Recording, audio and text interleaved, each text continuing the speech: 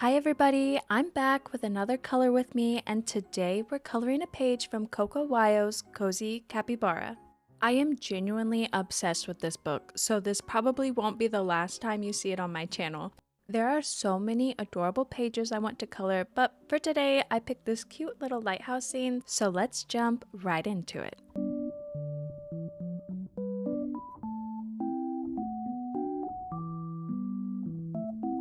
First things first, we're starting with the sky.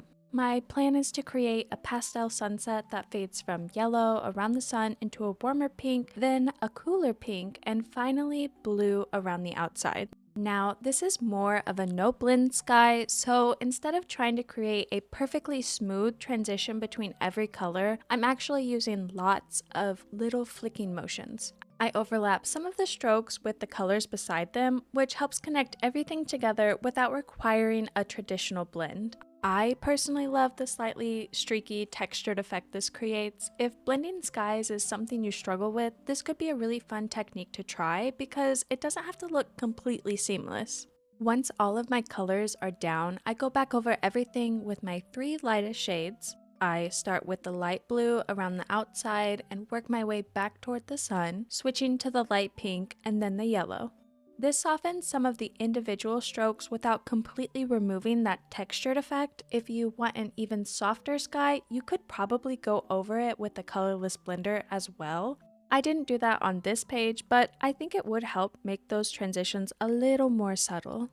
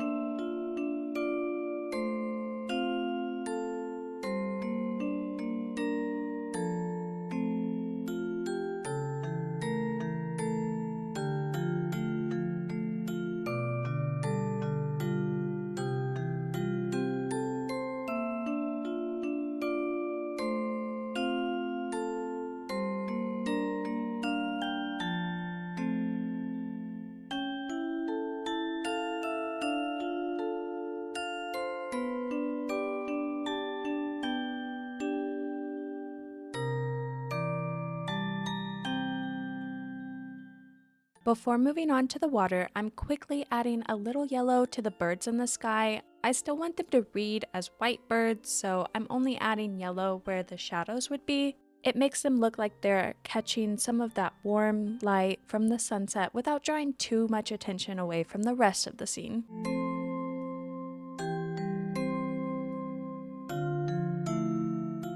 For the water, I'm once again using a similar flicking technique to the one that I used in the sky. I want to carry some of those sunset colors into the water, so I'm loosely matching the placement of the colors above.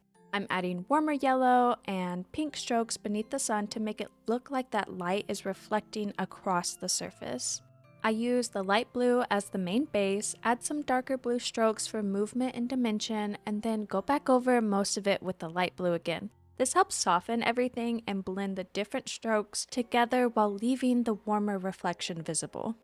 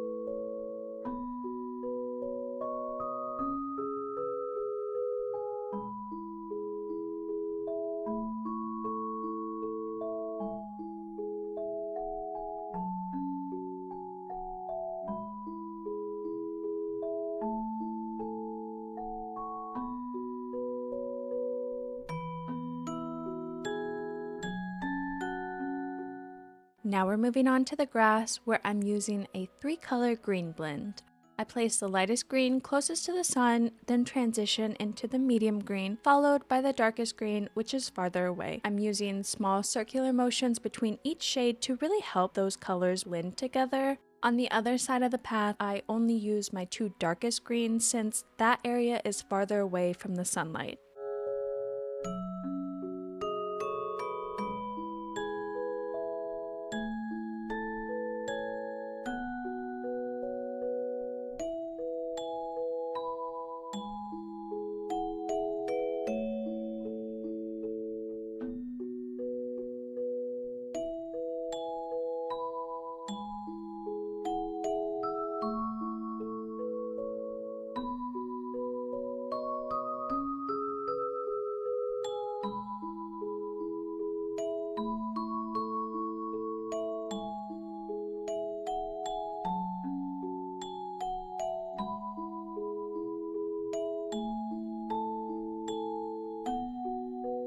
Next, I'm placing a yellow highlight along the top of the bush. I'm doing this early so it has plenty of time to dry before I add in the other greens. Since this part of the bush is the closest to the sun, that yellow really helps create the look of the warm sunset light hitting the greenery. While that dries, I move on to the individual leaves. I color the outer part of each leaf with my lightest green, then deepen it up with my darker green in a stippling motion outwards. This gives the leaf a little more texture instead of leaving them completely flat. I finish by going back over the transition with the lighter green to soften it slightly.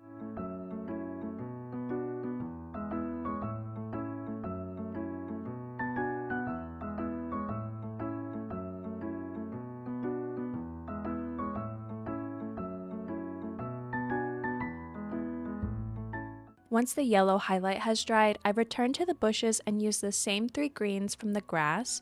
I start underneath the yellow with my lightest green, then add the medium green below. Before adding the darkest shade, I do blend the light and medium greens together using a small circular motion. Then I add in the darkest green along the bottom and blend that transition out with the medium shade. Once the base is finished, I add more texture with stippling. I start with the darkest green at the bottom and bring some of those dots upwards towards the medium shade. Then, using the medium green, I stipple both upward into the lighter green and slightly downward into the darkest area. Finally, I use the lightest green near the top, bringing a few dots into that yellow highlight. This helps all of the sections connect while still keeping that light to dark effect.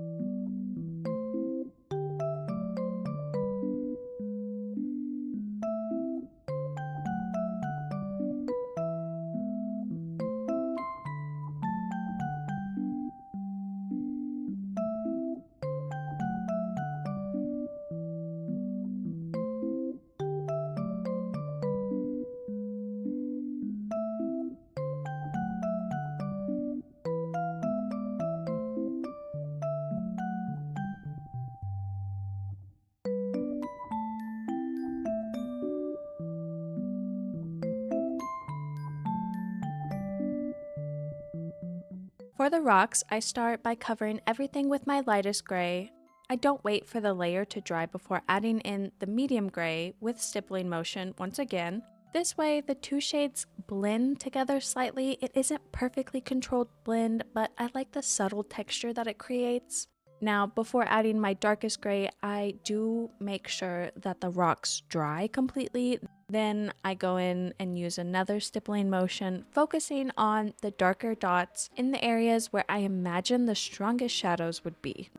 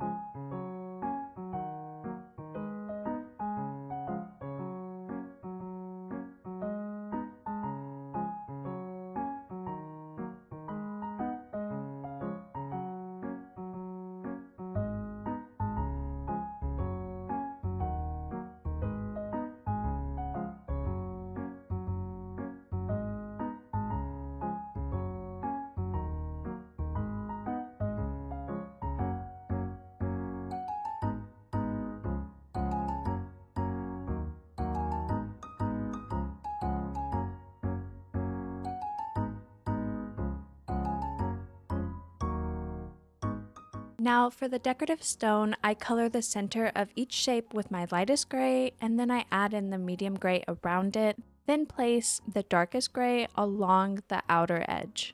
I'm working wet on wet here, so I go back in with either the light or medium gray to soften those shadowed edges. Either shade works, it just depends on how light you want the center to remain.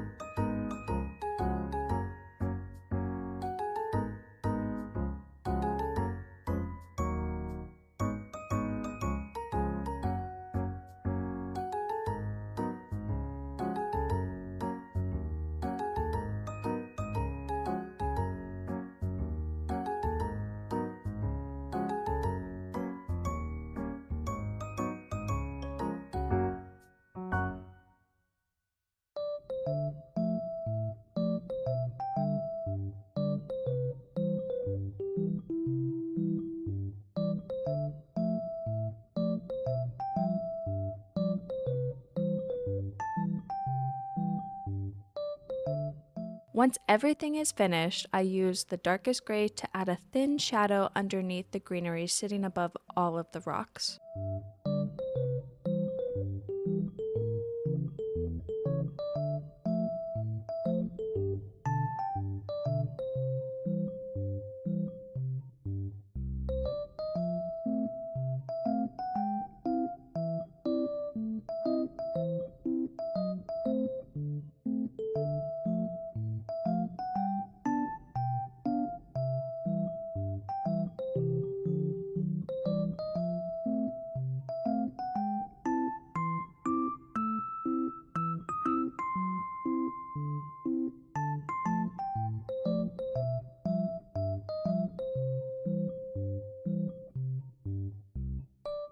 For the path, I decided to keep things fairly simple because there are already several detailed elements on this page. I cover it with my lightest brown to create a basic dirt path.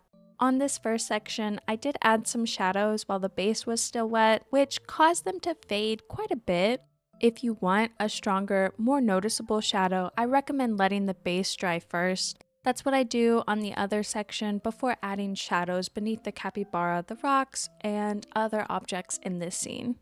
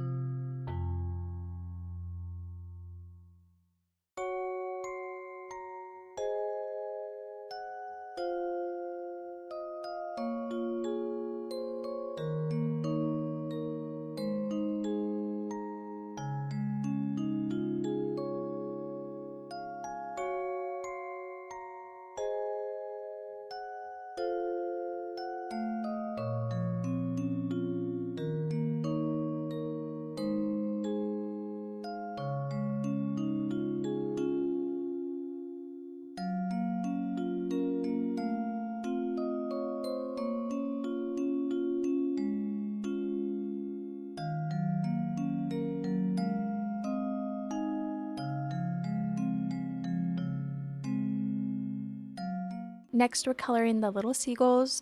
I want their bodies to remain white, so I'm only adding a light gray in the shadowed areas. This gives them a little dimension without making them look gray overall. For their beaks, I use a light yellow on the top and a darker yellow underneath. I also wanted their feet to stay within the color palette I was already using, so instead of introducing a new shade, I used one of the darker browns and had lightened it with the colorless blender. I actually think this worked pretty well.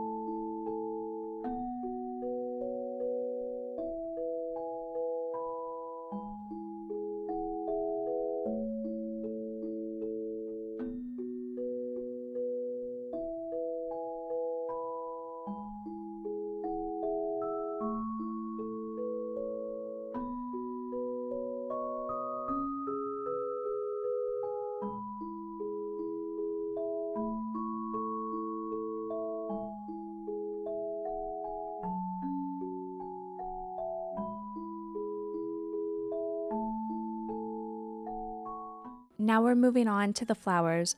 I'll be honest, these didn't turn out exactly how I pictured them, but I think they're still cute and they work for the page. I used my lightest pink on the upper portion of each flower and the darker pink toward the bottom and just blend the two shades together.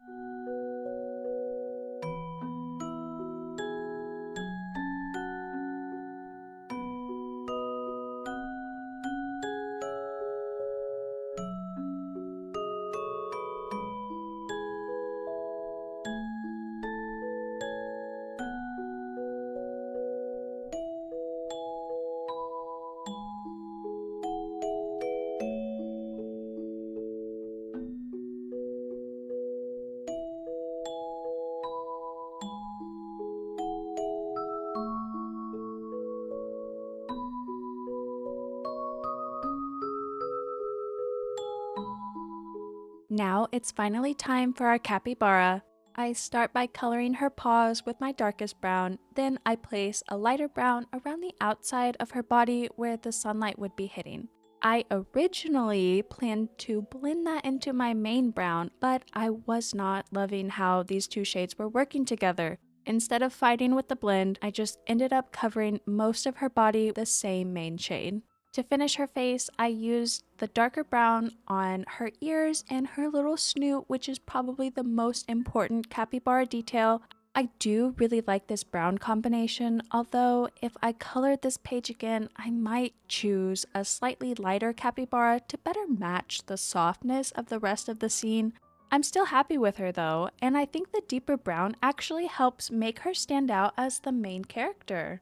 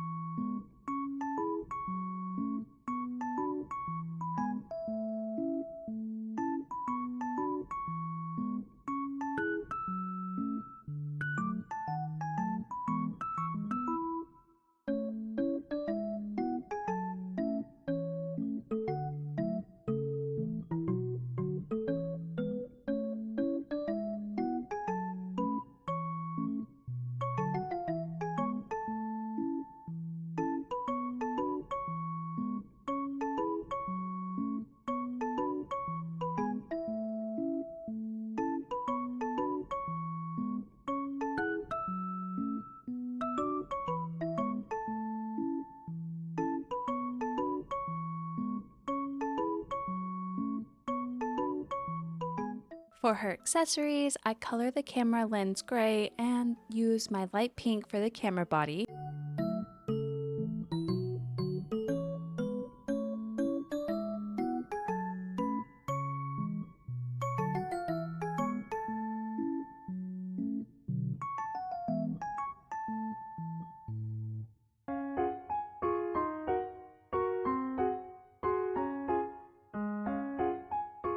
On the bag, I first place some colorless blender wherever I want the strongest highlights, then color over the entire bag with the warmer pink shade.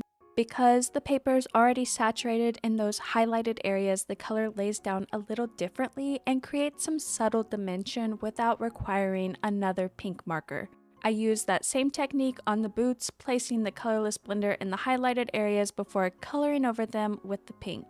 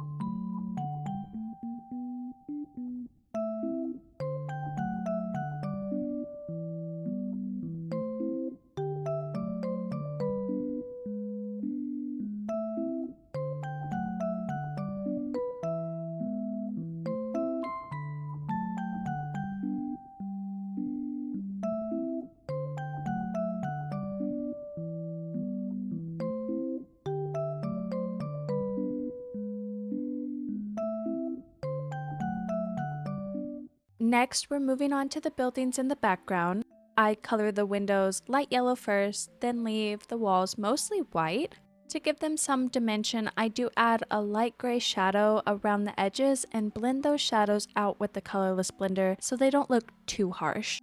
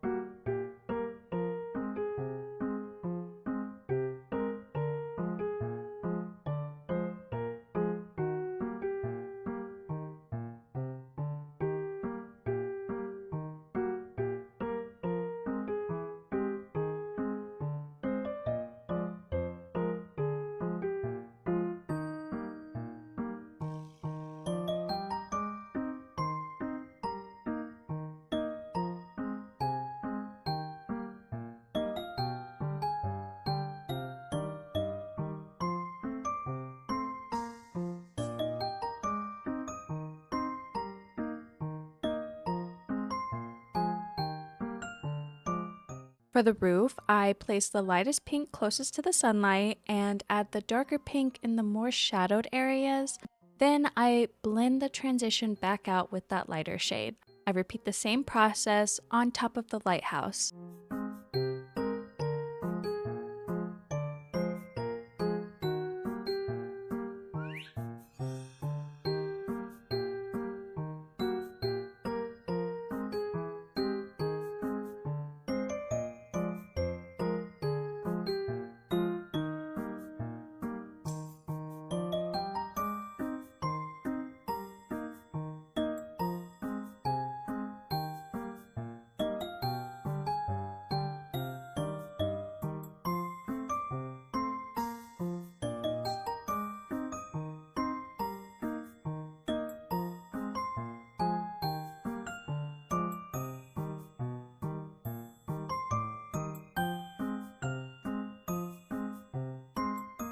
For the tree trunks, I use the same browns as the capybara, placing the lighter brown closest to the sunlight and leaving the darker shade in the shadowed areas.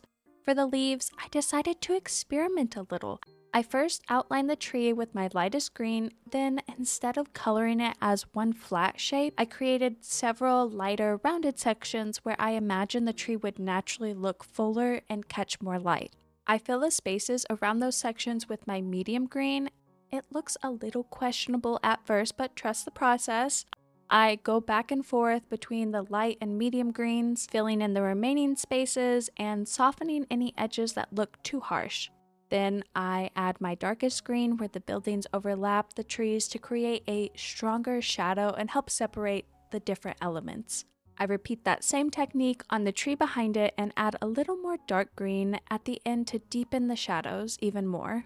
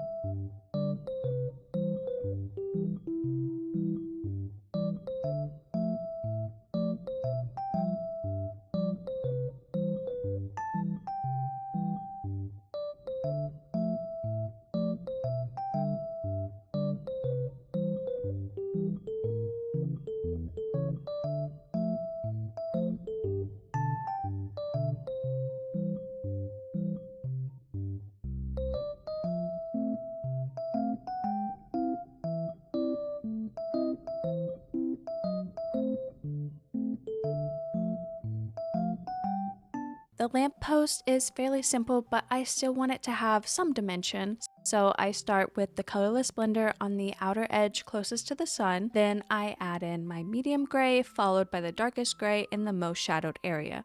I blend the darkest gray back out with the medium shade and work over the transition between the medium gray and the colorless blender. Once everything is blended, I add a little more of the darkest gray to deepen the shadow one final time.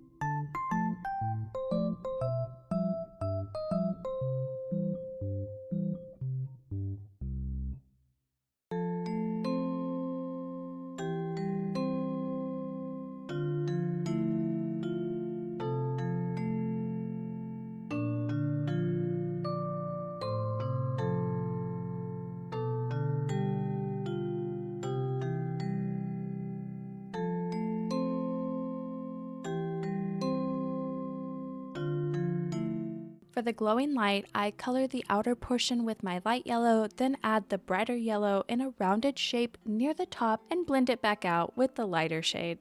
I also place a few yellow highlights on the pieces surrounding the light.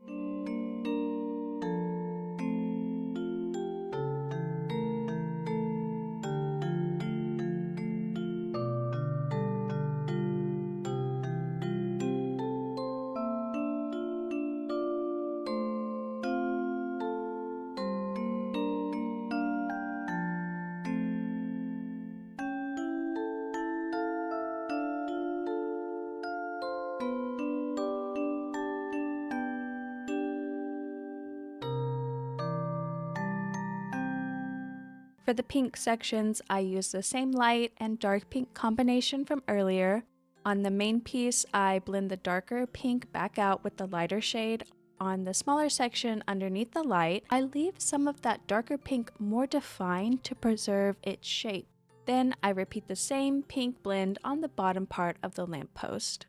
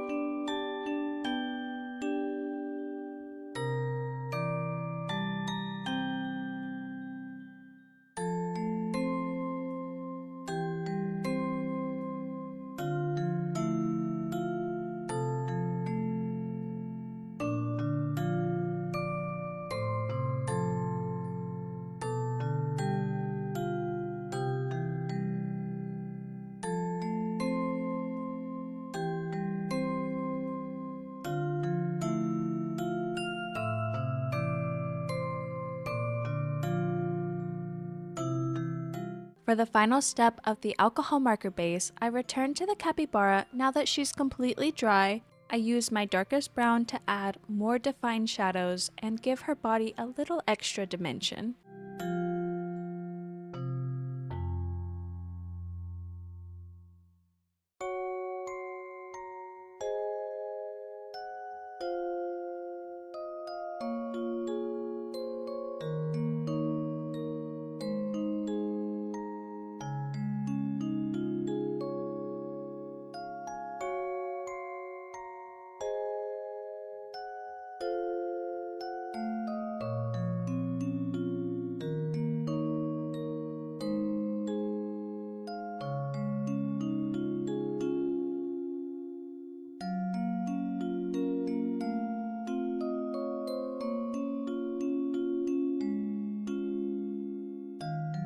And here is the completed page before acrylic markers. And here it is after all the acrylic details. I think it turned out so cute. I'm especially happy with the pastel sunset and the way the light carries through the rest of the page. I didn't add acrylic markers to every single element this time, so the details I did add could stand out. I would love to know what you think, if you prefer acrylic details throughout the entire page, or do you like them used more selectively like this? I'm already so excited to color another page from this book. Thank you so much for coloring with me, and I'll see you in the next one. Bye!